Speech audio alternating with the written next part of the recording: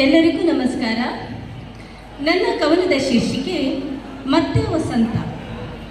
ಮಾಮರದ ತುಂಬ ಎಳೆಹೂಗಳ ಶೃಂಗಾರ, ನಿಂತು ನೋಡಬೇಕೆನಿಸುತ್ತಿದೆ ಅದರ ಅಲಂಕಾರ.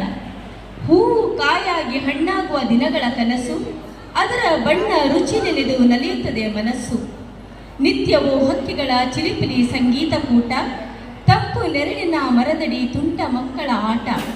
ಕೊಂಬೆಯ ಮೇಲೇರಿ ಅಪ್ಪಿ ಕುಳಿತ ಮೋಹಕ ನೋಟ, ತಾಯಿಯಂತೆ ಮೌನವಾಗಿ ಸಹಿಸುತ್ತದೆ ಅದರ ಕಾಟ.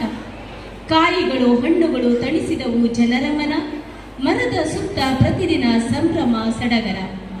ಒಂದೊಂದೇ ಕಾಯಿಗಳು ಮರದಿಂದ ಮರೆಯಾದವು, ಕೊನೆಗೂ ಮರವು ಒಂಟಿಯಾಗಿಯೇ ಉಳಿಯಿತು.